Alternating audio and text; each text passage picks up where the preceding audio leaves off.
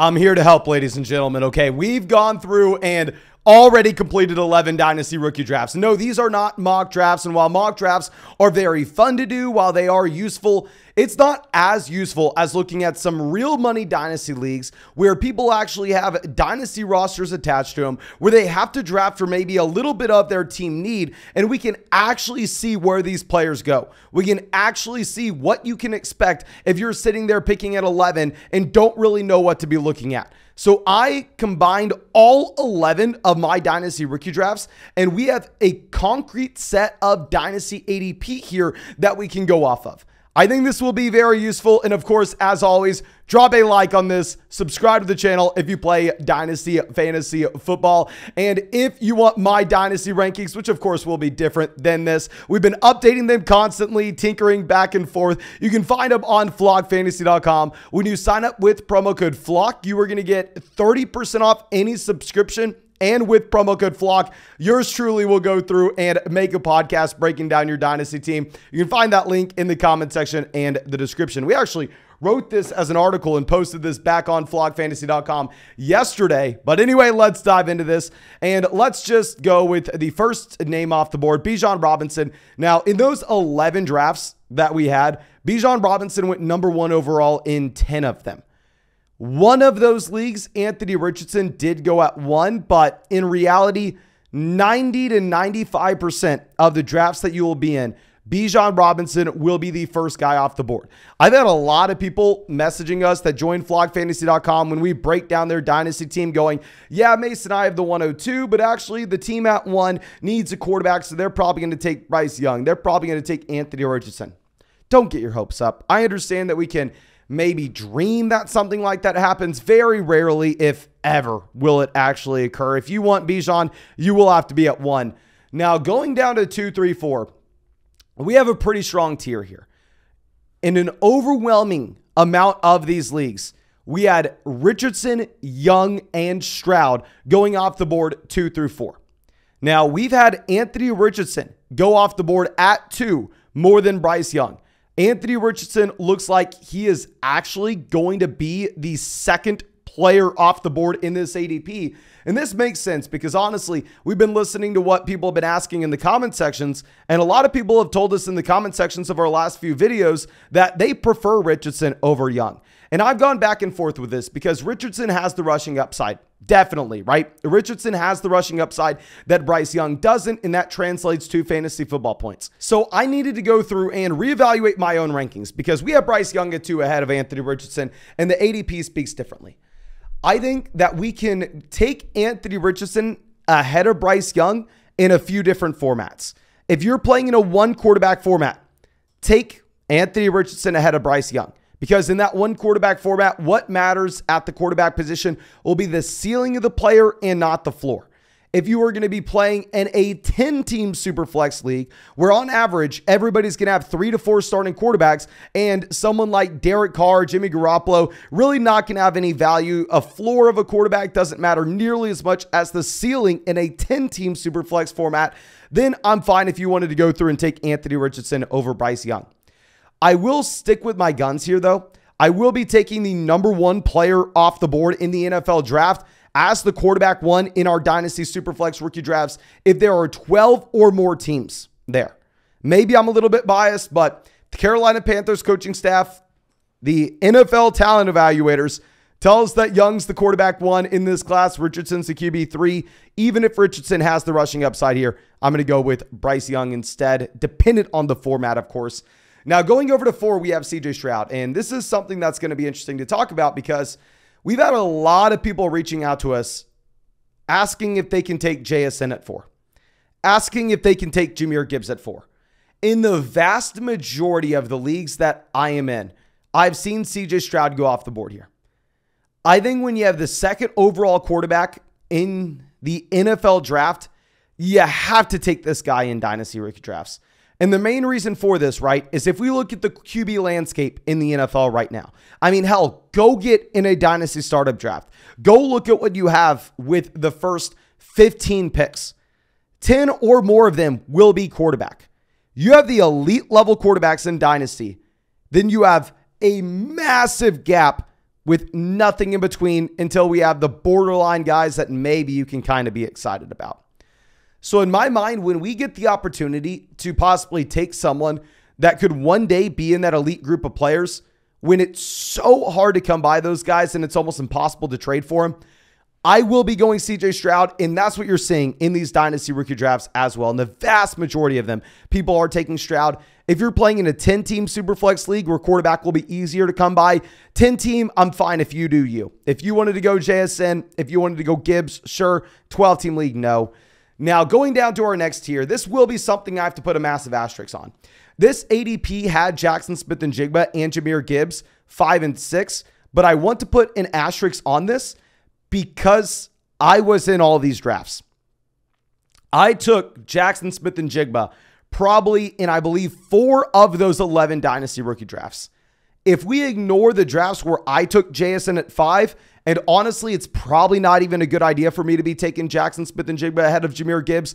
Full transparency, because we got to interview the guy, because I've been a massive fan of his for the past few years, I feel like I'm honestly maybe at this point just a little bit of a fanboy. And in my own Dynasty leagues, I'm going to take Jackson Smith-Njigba. But if you go to flogfantasy.com, you'll see in our most up-to-date Dynasty rookie rankings, we've actually put Jahmyr Gibbs ahead of him. And that's what we're actually seeing in those leagues that I did not take JSN. In those leagues that I did not take JSN, then more times than not, you're getting Jahmyr Gibbs off the board there. And it does make sense. He's an elite passing down running back. He goes pick 12 of the NFL draft, goes behind an elite offensive line. But one thing that I really want to highlight is in the vast majority, and I believe 9 out of the 11 Dynasty rookie drafts that we had, some combination of JSN and Gibbs went at the 5-6. You don't really have Quentin Johnson sneaking in here. You don't have Addison sneaking in. If it's 5 or 6, you're taking one of JSN or Jahmyr Gibbs. I think in the majority of leagues, you'll see Gibbs, though. Now, going over to 7 and 8, you're seeing something very similar. We don't have a concrete guy there at 7. We don't have one player that is going off the board in every single one of these. But in 10 of the 11 Dynasty rookie drafts I've been in, it's been some combination of Quentin Johnston as well as Jordan Addison at 7 and 8. If you are picking at 7 and you are hoping that you have JSN or Jahmyr Gibbs falling to you, it's not going to happen. You will have to trade up to 5 or 6, or at least based on the leagues that I was in. Now, in the vast majority of leagues, I saw Quentin Johnston go ahead of Jordan Addison, but I maybe have taken Quentin Johnston at 7 in a couple of those as well. So you don't know. I mean, I think that if you're playing in your league, you could easily see Addison go ahead of him. Now, Zay Flowers, the pick 9, almost happens in every single draft because nobody that I really have seen is taking Zay Flowers over Johnston or Addison. And nobody that I've seen is really taking any of the guys after 9 over Zay Flowers. So Zay Flowers is pretty much locked and loaded at pick 9 in your 12-team Superflex drafts. But after 9, it turns into the wild, wild west. It is pure chaos. You have no idea what's going to happen. We have the next 3 guys off the board: Levis, Dalton Kincaid, Zach Charbonnet. But unlike the players before this, where if we were looking at, say, pick 2, pick 3, pick 4, right? We are pretty damn confident in every single draft it's going to be some combination of those quarterbacks. I can't guarantee Richardson's going 2, Young's going 3, Stroud's going 4, but I know it's those 3 guys. 5 and 6, I know it's JSN Gibbs. 7 and 8, I know it's Johnston Addison. 9, I know it's Zay Flowers. 10, with Will Levis here, you could see Will Levis falling as low as like the 204 in your league. With Dalton Kincaid at 11, you could see Dalton Kincaid go at pick 10, but you could see him fall down to the 205. With Zach Charbonnet at 12, you could see him go as early as pick 10, and you can also see Zach Charbonnet fall as low as the 206. This is where you get to the point where it's really just go get your guy. In my mind, I think the best guy on this list is actually going to be Zach Charbonnet. In my mind, Zach Charbonnet is at pick 10, and I honestly think for me is a little bit closer to like Zay Flowers than he is with Devin Achane, if we're going to be honest with each other. With Charbonnet, I know he's falling in this range of it being the Wild Wild West because of the horrendous landing spot that he finds himself on with the Seattle Seahawks, or Kenneth Walker's still on his rookie deal, of course, so this will be something we're having to deal with for years. But just think about it. With Zach Charbonnet, he was a phenomenal prospect. big enough to be a 3-down back, athletic enough to be successful in the NFL, a good enough pass catcher to play on all 3 downs, and a second-round pick where he's generally projected to see volume early on. Now, of course, you go to play with Kenneth Walker, so that volume may not be there right away, but nonetheless, this is a player that was a great prospect. Nonetheless, I think if we're looking at the other guys in this range, they are being drafted because of their situation. And in my mind, in dynasty leagues, maybe redraft's a little bit different, but in dynasty formats, if we are drafting a player because of their situation rather than their talent, we're probably making a mistake.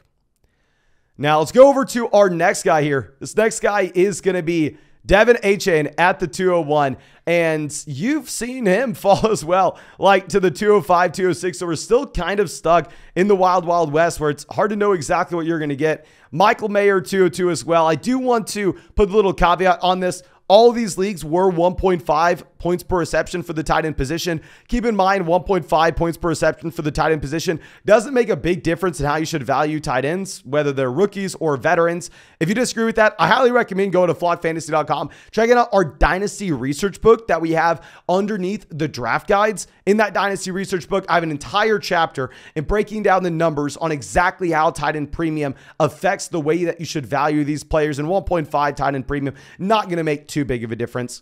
But Rashee Rice going at the 203, another player with an extremely wide range of outcomes.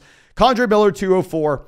Jonathan Mingo, 205. So in general, I hope that you're seeing a big lesson that you should take away from this video is if you have a second-round pick, trade that bad boy away. If you are sitting here with like the 205, 206, 207, I would love to move on from it, right? Say we have the 107, 207, 307. A move that I would love to make, love to make, is I would love to trade pick 7, my second rounder, and my third rounder just to move up one selection to pick 6. Because once we get to the middle of the second round here, these guys are hard to get excited about. These are some ugly names. I mean, you have Josh Downs, 206, Tajay Spears, 207, Tank Bigsby, 208. There's not too much I want to discuss in this range. We're more so just looking at the overall strategy behind where we want to position ourselves based off this ADP. I will say Jonathan Mingo, if he's going here, he will literally be someone that I am never touching. Like, I'm not drafting Jonathan Mingo anywhere close to here. Now, going down, we have Marvin Mims, 209, Jalen Hyatt, 210, Hendon Hooker, 211. I hate to say we have a massive value that we found here, but Roschon Johnson with an ADP of 212, in my mind, is a phenomenal value pick. And we've been back and forth. I mean, you've probably seen me tinkering with the rankings on the site over the past few days, putting Devin A-Chain there as our running back 4, then putting Roschon Johnson there as our running back 4, and going back and forth, back and forth. Well, maybe I'm not super confident in saying Roschon Johnson should be drafted ahead of Devin A-Chain. I am very confident in saying that there's no reason for these players to be separated by this much. There was a draft that I was able to grab Roschon Johnson in the middle of the third round. I was able to get Roschon Johnson at like the 305, 306. Now, I have seen him go higher than this. Of course, this is ADP. I've seen him sneak up to the 205, 206 and go that early. But in my mind, he should be in consideration to go that early in every single one of these. I probably take him over Tank Bigsby because Bigsby will need an injury to be the starting running back in his own backfield, whereas Roschon won't. But yeah, it's just, like I said, after pick 9, the wild, wild west. I thought you were going to have a tier of 10 guys in this year's draft. I guess it's a tier of 9 instead.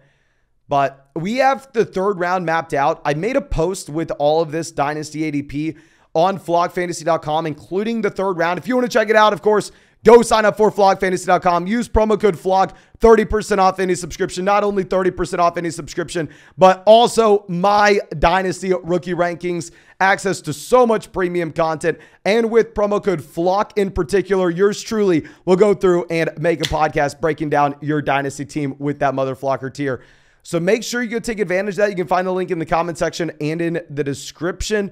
But I think that's all I have for you. Again, thank you so much, ladies and gentlemen, for being in the flock and supporting the channel. I really appreciate you and really hope you have a great day.